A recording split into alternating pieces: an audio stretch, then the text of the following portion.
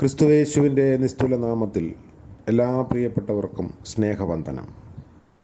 ഇന്നത്തെ നമ്മുടെ പ്രഭാത ധ്യാനത്തിനായി അപ്പോസ്തലനായ വിശുദ്ധ പൗലോസ് കൊലോസ്യർക്ക് എഴുതിയ ലേഖനം 1 അധ്യായം 19-20 വാക്യങ്ങൾ. കൊലോസ്യർ 1:19-20.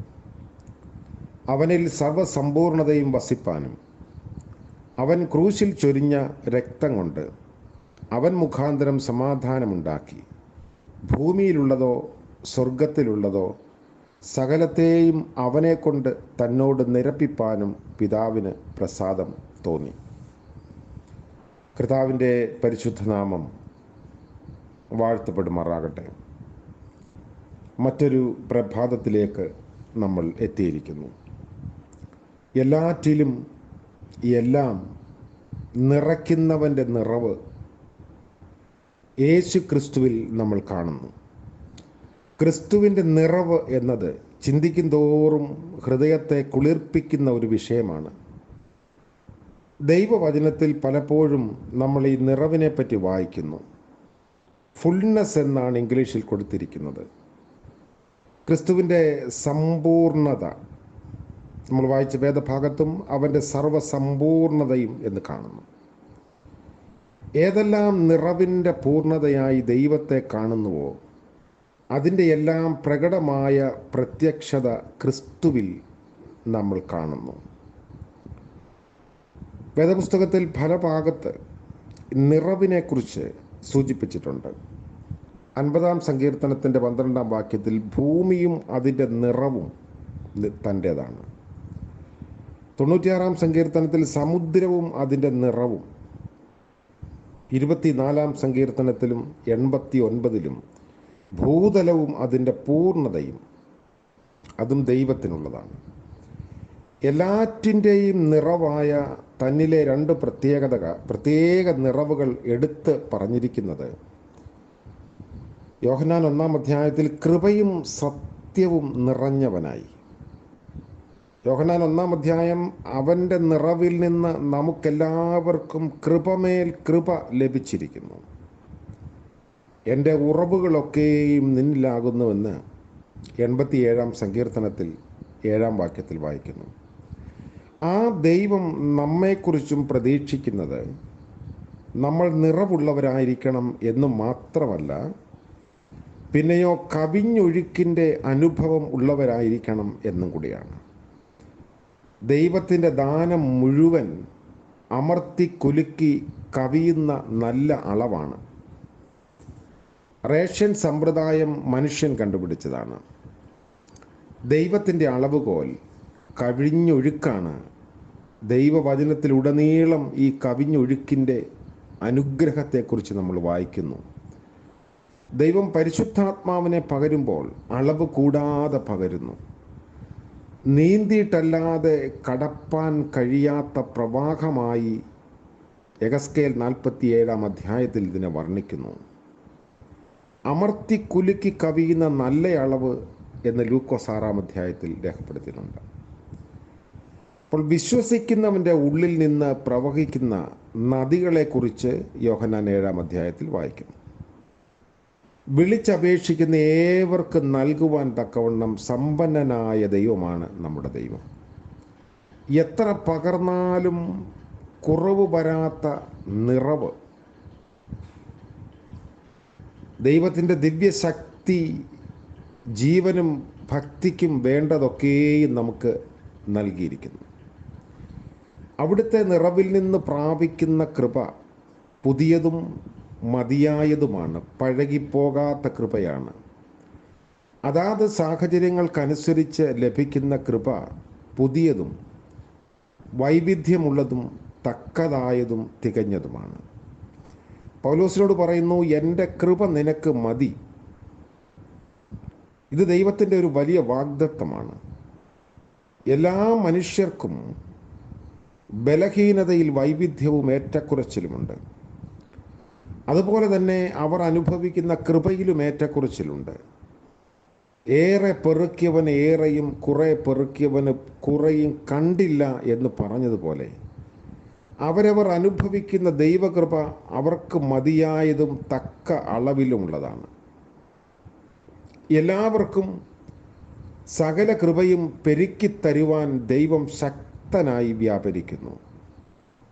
നമ്മൾ അനുഭവിക്കുന്ന സകല വരങ്ങളും സ്വസ്ഥതയും എല്ലാം കൃപയാൽ മാത്രമാണ് നമുക്ക് നൽകിയിരിക്കുന്നത്. കൃപ നിറഞ്ഞവൻ്റെ നിറവിൽ നിന്ന് പ്രാപിക്കും തോറും നമുക്കൊരു ചുമതലയുണ്ട്. താഴ്മയോടെ ആ വിലപ്പെട്ട നാഥന് കീഴ്പ്പെട്ടിരിക്കണം എന്നുള്ളതാണ്. പരിജ്ഞാനം പ്രാപിക്കുമ്പോൾ സൗമ്യത തീർച്ചയായും ചോദിച്ചു വാങ്ങണം. പ്രസംഗിക്കാൻ ദൈവം നിയോഗിക്കുമ്പോൾ കേൾക്കുന്നവർക്ക് കൃപയും ആത്മീക വർധനയും പെരുക്കുന്ന ലാവണ്യ വാക്കുകളല്ലാതെ മറ്റൊന്നും പറയാതിരിക്കാനുള്ള കൃപ പ്രത്യേകമായി ചോദിച്ചു വാങ്ങണം. സാമർഥ്യം പറഞ്ഞ് പുകഴാനിടയാകരുത്. അതുപോലെ മറ്റുള്ളവരെ കുറ്റപ്പെടുത്തുകയും അരുത്.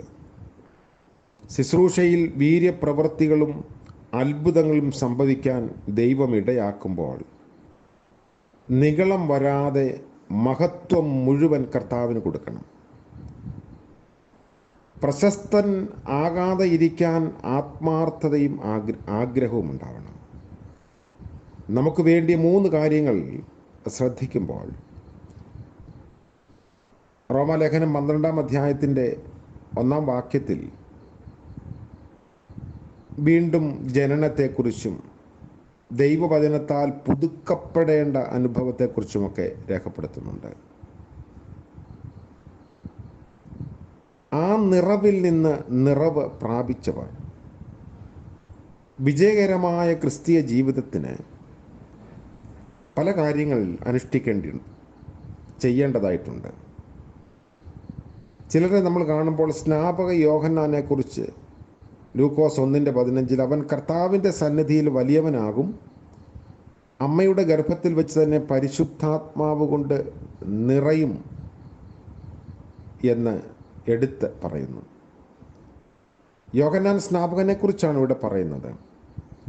അമ്മയുടെ വയറ്റിൽ കിടക്കുമ്പോൾ തന്നെ പരിശുദ്ധാത്മാവിനാൽ നിറഞ്ഞ് ആനന്ദം കൊണ്ട് തുള്ളിയവനാണ്. അങ്ങനെ നിറവ് പ്രാപിച്ചവൻ്റെ പ്രകടമായ ലക്ഷണങ്ങൾ ഒരുപക്ഷെ നമ്മളെ കോരിത്തരിപ്പിക്കുന്ന കാര്യങ്ങളാണ്.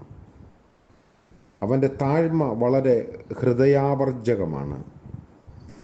ജീവിതശൈലി കണ്ടപ്പോൾ താൻ ക്രിസ്തുവാണോ എന്ന് അനേകർ സംശയിച്ചു. നീ ആരാണ് എന്ന് ചോദിച്ചവരോട് തനിക്ക് പറയാനുള്ളത് ഞാനൊരു ശബ്ദം മാത്രമാണെന്നാണ്. തനിക്ക് യാതൊരു പ്രാധാന്യമോ ശ്രദ്ധയോ വേണ്ട. ശബ്ദത്തിൻ്റെ പ്രത്യേകത അതിന് രൂപമില്ല എന്നുള്ളതാണ്. ശബ്ദം നമ്മൾ കേൾക്കുന്നുവെങ്കിലും അത് കാണുന്നില്ലല്ലോ. മരുഭൂമിയിൽ വിളിച്ചു പറയുന്നവൻ്റെ ശബ്ദം. നമുക്ക് ദൃശ്യവൽക്കരിക്കപ്പെടാൻ വലിയ ആഗ്രഹമാണ്. മറ്റുള്ളവർ കാണണം, നമ്മൾ ചെയ്യുന്നത് കാണണം, അറിയണം. എന്നാൽ ക്രിസ്തുവിൻ്റെ വഴിയൊരുക്കിയ യോഹന്നാൻ സ്നാപകൻ ശബ്ദം മാത്രമുള്ളവനായി പ്രവർത്തിപ്പാൻ പരിശ്രമിക്കുന്നു. നമ്മുടെ ദൃശ്യവൽക്കരണം പലപ്പോഴും ദൈവഹിതത്തിന് വിരുദ്ധമാണ്. അതുകൊണ്ടാണ് യോഹന്നാൻ പറയുന്നത് ചെരുപ്പിൻ്റെ വാറ് അഴിപ്പാൻ താൻ യോഗ്യനല്ല. ദൈവപുത്രനെക്കുറിച്ച് വ്യക്തമായ ദർശനം പ്രാപിച്ചവനായിരുന്നു യോഹന്നാൻ സ്നാപകൻ. കണ്ടതിന് സാക്ഷ്യം പറഞ്ഞവനാണ്.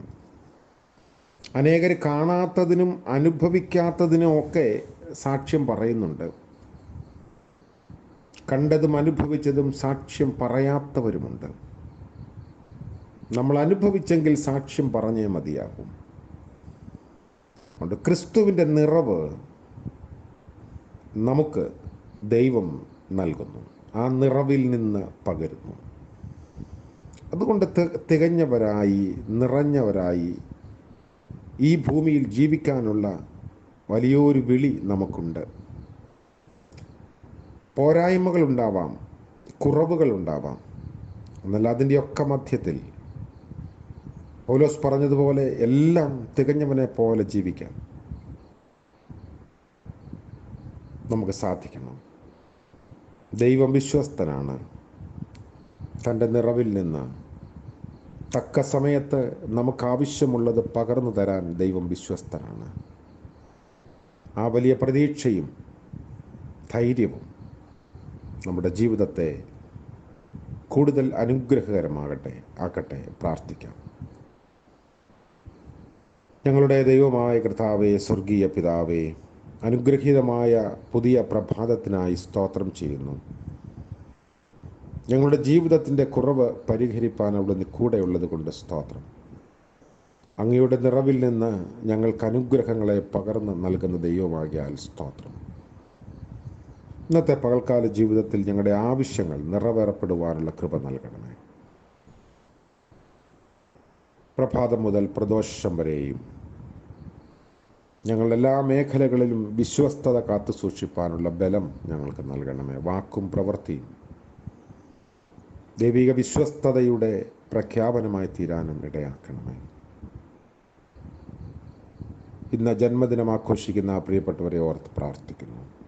വിവാഹ വാർഷികം ആഘോഷിക്കുന്നവർക്ക് വേണ്ടി പ്രാർത്ഥിക്കുന്നു. അനുഗ്രഹത്തിൻ്റെ നിറവ് പകർന്ന പുതിയ വർഷം വളരെ തൃപ്തികരമായി ജീവിപ്പാൻ ദൈവം തമ്പുരാൻ സഹായിക്കണമേ. യേശു മശിഹ മൂലം പ്രാർത്ഥന ദയവോടെ കേൾക്കുമാറാകണമേ. ആമേൻ. സകല ബുദ്ധിയെയും കവിയുന്ന ദൈവിക നിറവും അനുഗ്രഹവും നാം എല്ലാവരോടും കൂടെ ഇന്നും എന്നേക്കും ഉണ്ടായിരിക്കുമാറാകട്ടെ. ആമേൻ.